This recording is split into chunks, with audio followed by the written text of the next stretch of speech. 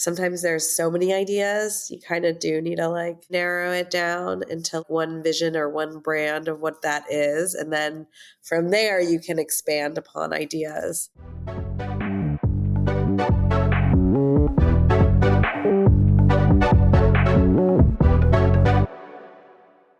Welcome to the 16th episode of How I Built My Small Business, the show that is dedicated to sharing the insight that entrepreneurs have about how to start and grow small businesses.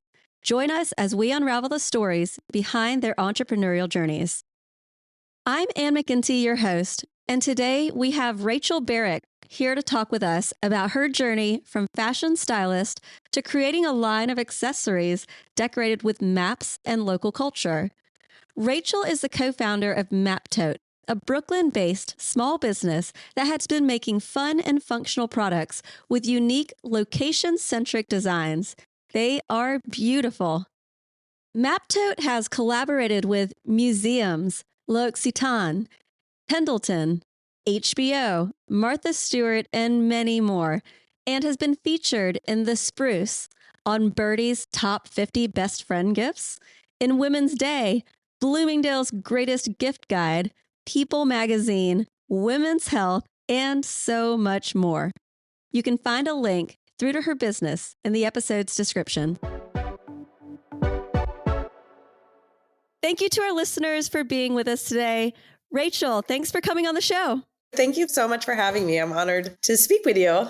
Can you tell us a little bit about your background? Always as a kid was interested in art and fashion and design. So that was kind of what I loved doing in school. And then I ended up going to college. I went to NYU and I was an art major there. And then following that, I went to Parsons and I did fashion design there. So I don't think I ever thought I would kind of end up in the gift world doing accessories like what we do now, but it just kind of all worked out this way. How did the idea for Maptote eventually come about? Yeah, so my husband, and at the time, my then boyfriend, Michael, my partner in Maptote, when we first started dating, I don't know why, but we kind of talked about starting our own thing together, having a business or making something. We didn't really have any sort of grand scheme, but just wanted to do something. We went on a trip together to Germany to visit some friends. And this was back in 2006. While we were there, they didn't use plastic bags. They had banned plastic bags and they used cotton bags at grocery stores as reusable bags. And in 2006, this idea was so foreign to us that was not at all really happening in the States. And we loved the idea. We loved the idea of like not using plastic and these cotton bags, and the bags had names of different cities and locations on them. So we collected them and we bought them back and we gave them as presents to friends. And we were making pillows on the side at the time. And then Michael, who has a background in cartography, he was like, why don't I make something for Brooklyn? So he designed a map of Brooklyn and I figured out how to find some bags that were like these bags we saw in Germany and figured out how to get them printed. And then it kind of started there. What was your first run like? We invested in 50 bags and it happened to be just before the holidays. So we said either we'll try to sell them to stores, and if not, then we have Christmas gifts for everyone. So then what did you do to let people know that, hey, we've got these cool Brooklyn bags? What we did is we went to the store around the corner from our house that was like a great little gift shop. And we walked in there with some bags and showed it to the owner. And she was like, you should not be walking in and doing this. Like she kind of like was not really happy that we were just walking in to show her something off the cuff. But then she was like, but fine, those are cute. You're lucky that those are cute and I will buy some. So we were like, oh, okay. So she was like, kind of gave us a little bit of a lesson of how to do it. Then we figured out another store in our neighborhood that we liked. And we just decided, okay, let's just go in and see if we can get the name of the buyer. We did the same thing. And they said, okay, I'll try some of those. So it kind of just was just us going into stores we liked in our neighborhood and door-to-door sales. Did you guys have a website? At that point, we didn't. No, we didn't have a website. We originally put some stuff up, not even at that point, but on Etsy. And then eventually we had a friend help us build a site once we had, maybe about like 10 different locations. And then going back to that first store owner, what were the lessons that she taught you about how to do it properly? People coming in off the street being like, do you want to buy this? Is maybe not the way to go about it. But having a line sheet or a catalog showing what your product is, or emailing people and also having something to leave them with. And those 50 bags, like when you first started, how much investment did it actually take? I think when we started, it was about $300 each when we started in total for everything. Oh my gosh, that's amazing. Yeah, it is pretty crazy when you think about it, like where we're at now with everything. That's epic. It was like a side thing, it seemed. Oh my gosh. It seemed like a lot of money to us then, Yeah. And how is your business performing now? We have about 600 plus SKUs in our line. So that doesn't include custom. Our growth rate has been pretty steady year after year. Also, as we add new products, it just adds more growth. Instead of somebody buying one SKU, they're buying, 5 SKUs or 7 SKUs. It just gives more option for growth. So I think that's also been a part of our success. And approximately how many wholesale orders are you fulfilling? Have probably processed about 2,000 orders, let's say last year in total for wholesale. But that doesn't, some of them are big. Oh, I can imagine. What is the size of your team now? In total, there's 6 of us, including Michael and myself. So cool, considering you didn't originally think this would be more than a side gig. How did you learn the business side? There was so much to learn, and we definitely don't come at all from business backgrounds, but I think we're open to talking to people and getting advice. And we talked to as many people as we could. So let's go back to when you just had those first 2 stores carrying your products. How did you pay the bills? So Michael had a full-time job as a cartographer at engineering firms. So it was a different kind of cartography than what you see at Maptote. And I worked freelance doing fashion design and fashion styling. So I kind of worked freelance job to job. So in my days that I didn't have work, I could work on this or think about stores or look into how are we doing this. But really, we also did a lot of stuff in the evenings. I mean, this was before we had kids. We had a lot more energy. We did stuff on the weekends. I mean, it was fun. It was just almost like this little passion project, almost hobby at that point.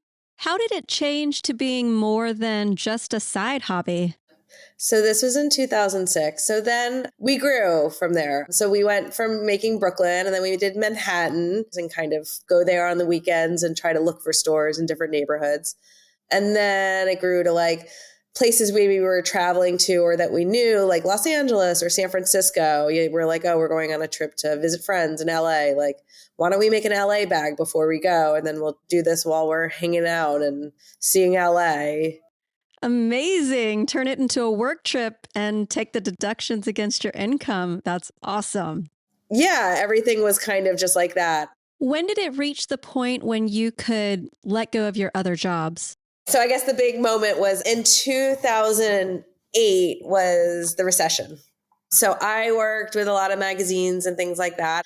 That dried up during the recession and Michael was laid off from his job. I know a lot of business owners are big risk takers. I wouldn't describe us as a risk taker. We're both very pragmatic and we're just very safe with how we make plans and things. So that happened and it kind of pushed us, we were kind of like, all right, I guess while we're figuring out maybe what the next thing is or what's happening, let's actually try this. But we just weren't sure if we could live off of it. But we figured this was a point, if we both put our full-time attention to it, can we get it to that next level? I can see how that would have been a very scary feeling. Yeah, totally. But it was more of a need at that point. Yeah, it just gave us an opportunity. You would never think of that as an opportunity, but it was a blessing in disguise. What were some of the key milestones that you reached when you started feeling more secure? A couple things. We were on this email list. I don't know if you remember, and this might be dating me, called Daily Candy. Oh, yeah, I know Daily Candy. Yep. Before the days of Instagram or TikTok or whatever, all these things are, was like daily email that people got, and it told people about the new restaurant, a new thing to do, a new product. And we got to be one of their things that they emailed out. And that day we got like hundreds of orders. Like it was next level. We didn't even know how to process them. We figured it out. I mean, I can't even. What a memory. I like babysat for people at that point. I was like babysitting people's kids that night, and Michael's calling me, and I'm like quickly trying on the slide to like type up addresses. I mean, it was a little bit of a mess, but we got through it. I mean, it was like we were just doing everything. But we processed it. We brought these huge garbage bags to the post office, so all the orders. And I guess another big turning point for things was J. Crew contacted us. Oh my gosh. Yeah. How did they find you? For some reason in the beginning, we started selling to a lot of stores in Japan. So random. That was kind of bizarrely, we were getting bigger orders from Japan. And we did a couple of trade shows, or maybe we met somebody at like a market or something. And J. Crew their buyers went on like a shopping trip, and they found us in Japan at stores. And they're like, they called us and they're like, we literally went all the way to Japan and we found you guys, and you're in Brooklyn. Like they were in Manhattan. And we were like, oh my God. So we came in and we ended up started working with them. But that felt like, oh my God, this is like a real company, you know? What a day that must have been.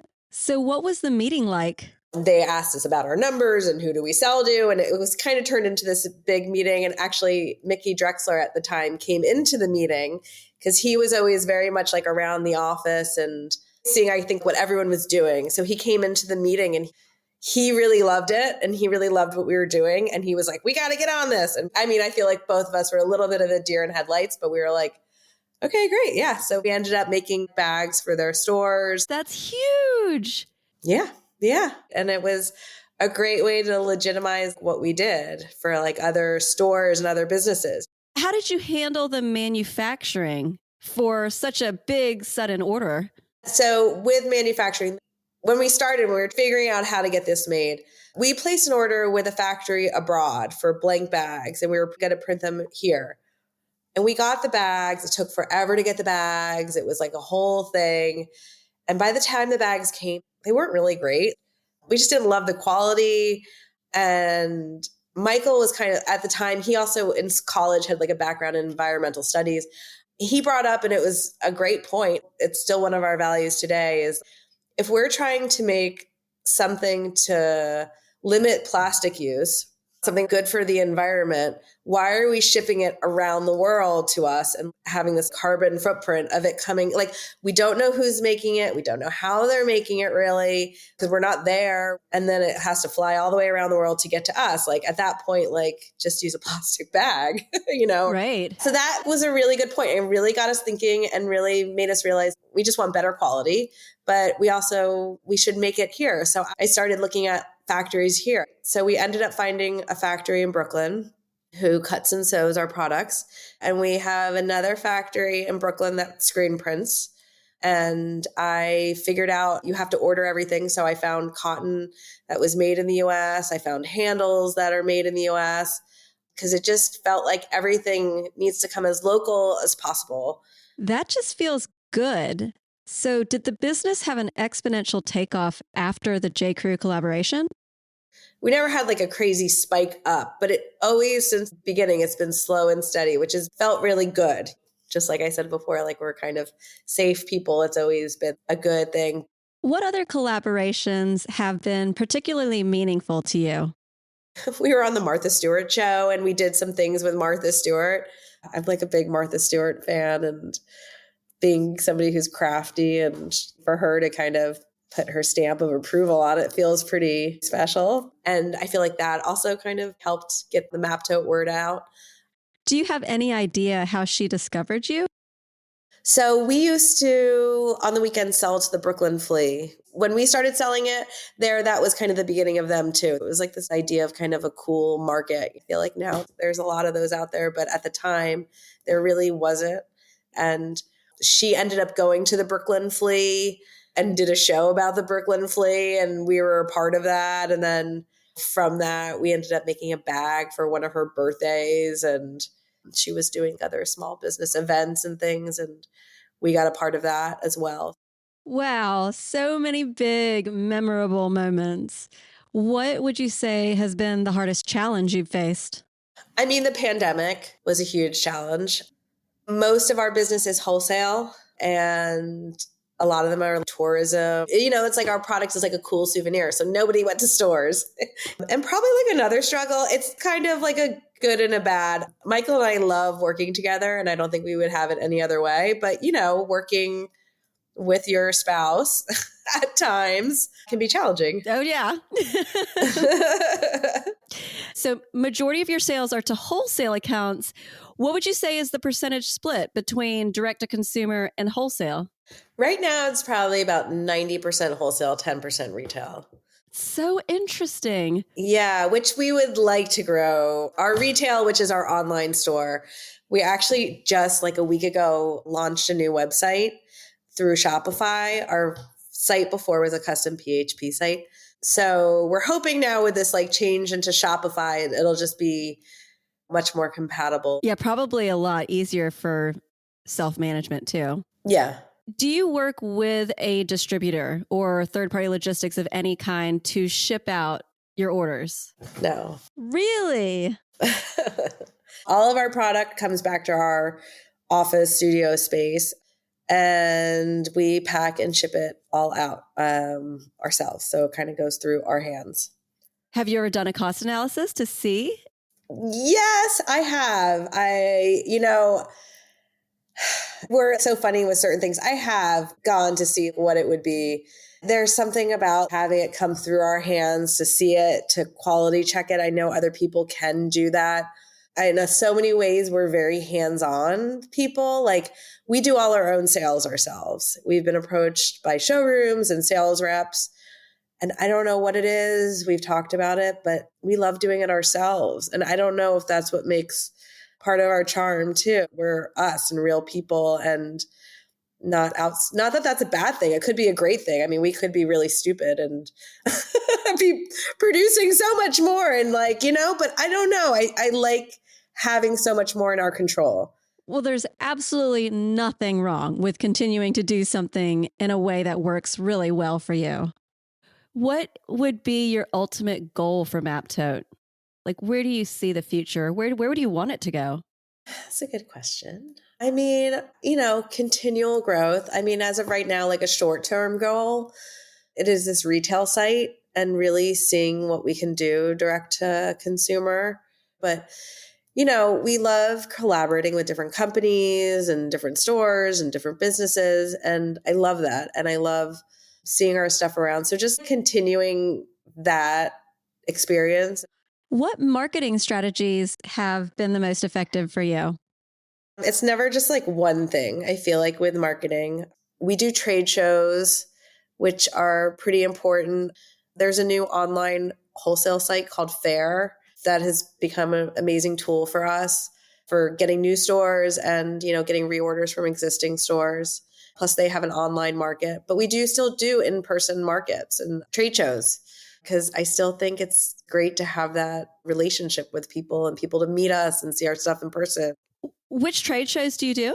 We do New York Now, which is 2 times a year. And we just started doing in the past few years, there is a Museum Store Association's show. It's called MSA. Oh, so you can get in front of the museum gift shops. Yes. What was it like when you did your first trade show? We did New York Now. I did it because Michael was working. So I was able to have the time to do it. And we had like a tiny little booth. And actually, that show is where I think we met with a Japanese distributor, which was probably the beginning of it. That's how we got our stuff to stores in Japan. 18 years in, it's still so exciting whenever somebody places an order, like still a little part of me is like, woohoo. But yeah, definitely then I was like, oh my God, somebody bought something, which is the point. But but it was like, oh my God. Oh, I love that feeling is still with you. I mean, you said you're at a bunch of stores. How many stores do you have? We're at about maybe like 800. It kind of fluctuates, but Oh my yeah. gosh, that's a Yeah. ton. Yeah, it's a lot. Yeah, well, it's all over. How do you manage those relationships? It's a lot of just keeping in touch. And I feel like a good amount of them I know kind of personally because of trade shows. Like if I met them at a trade show, and over time we've visited a lot of them, like if I still do travel, I still do try to email some stores and be like, hey, I try to give them a heads up now, I'll be in San Diego. Are you around? So usually when we do travel, even if it's just for fun, like we kind of try to look into like dropping into stores or making appointments to see them. I love that. I mean, obviously for the write-off component too, because then your trip is discounted, which is pretty Yes, awesome. yeah, right. I have a friend who owns a tourist shop in Bermuda, for example. Like, let's say she wanted to place a custom order. How many units is she going to have to commit to? Usually it's about 72 units. Wow, for custom, that seems super doable. So once a new location is chosen, what goes into the designing process? Well, there's two parts of design. There's designing for our own line, and then there's designing for clients for custom. So designing for Maptote for us, so we started with a map.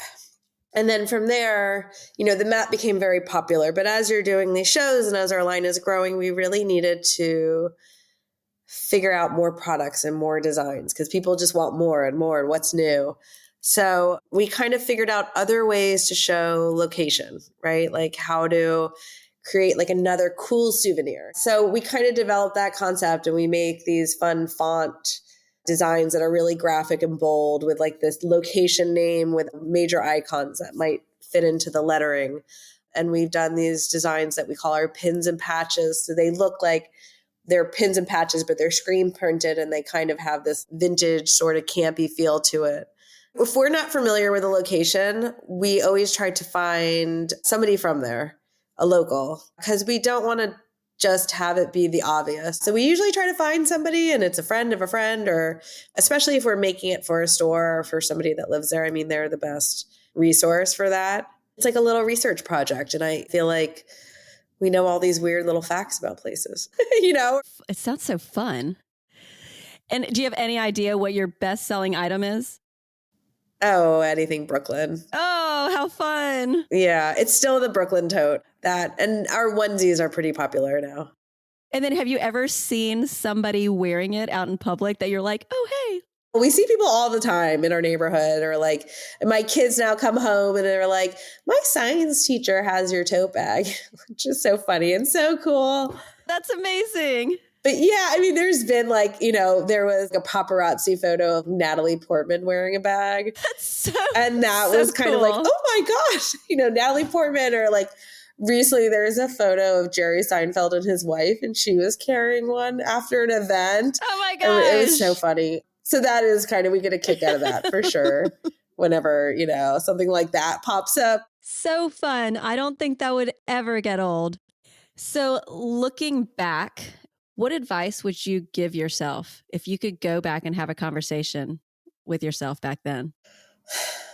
I think it's just working hard and being persistent and like just staying focused on what we do, As we started, there's been a lot of tote bag lines, a lot of locations, designs have popped up, and just staying focused on what we do and what our objectives are.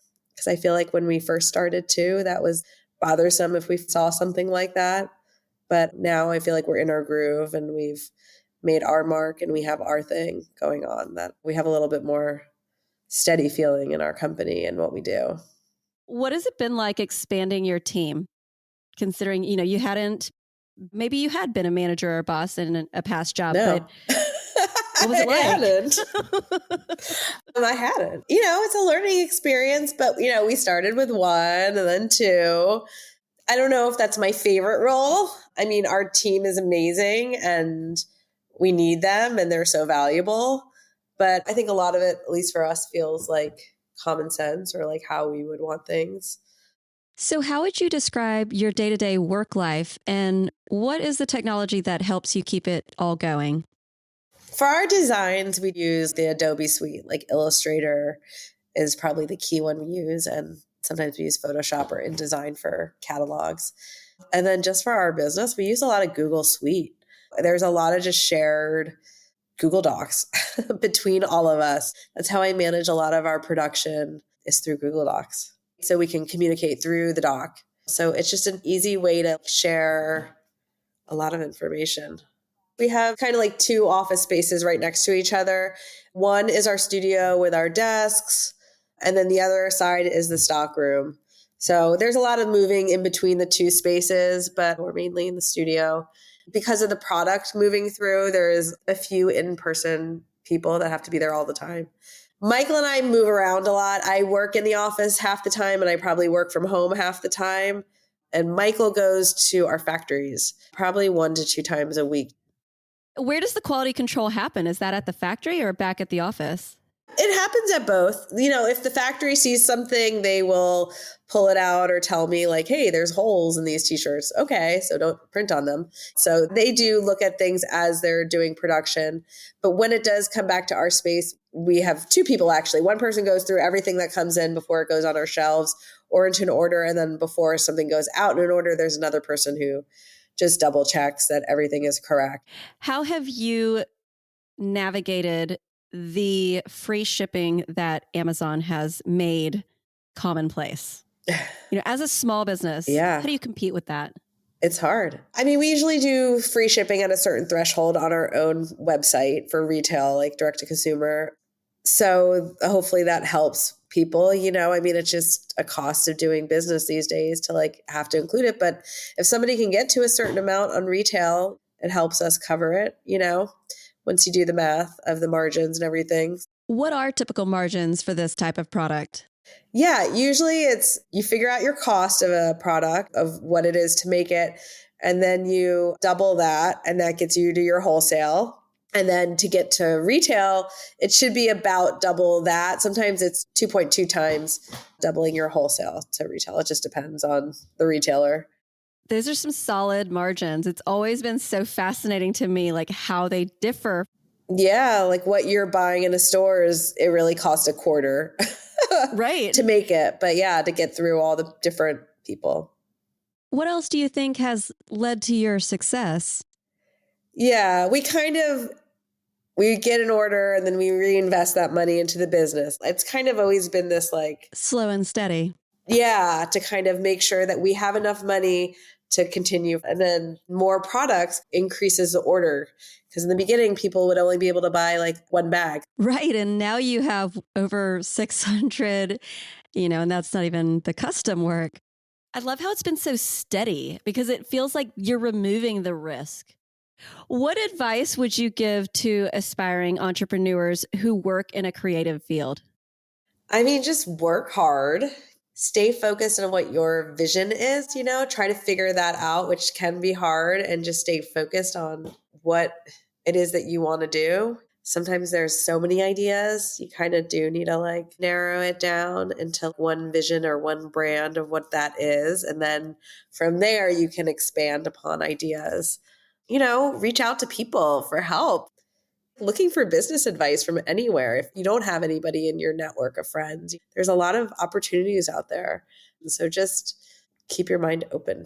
Thank you so much for coming on the show today and sharing your story with us. Yeah, thank you so much for having me. Thanks for being here. If you haven't already, please take a moment to rate and review the show to help me reach more listeners' ears. Today's key takeaways. If you're looking for a cool business idea, go on a trip to another country and pay attention to what you see and experience when abroad. There are so many proven concepts that can be found in other places and brought back to your home country. Offering additional options to existing customers is a great opportunity for growth. If you are risk-averse but want to explore the idea of entrepreneurship, prove one concept first, then use the profits to reinvest into another offering. Continuing in this slow and steady way is a comfortable way to grow a business for someone who doesn't like risk. Attend trade shows like New York Now to tap into invaluable networking opportunities and to gain exposure on a broader scale. If you are a small business looking for exposure for your brand, consider selling on Faire, an online marketplace where retailers across the globe can discover independent brands. If you are manufacturing a product, consider the environmental impact of your manufacturer's location with shipping, and consider looking for a manufacturer closer to your operations. If you've never been an employer or a manager, but are diving into that role, just think about how you would want things if you were the employee, and let that help steer you. Focus on what you're doing instead of getting sidetracked by the competition. Seeing a competitor set up a similar shop, concept, or product can be bothersome, but just stay focused on your own vision. Finally, keep your mind open to ideas, ways of doing things, and to learning. That's it for today. I release episodes once a week, sometimes more, so come back and check it out. Have a great day.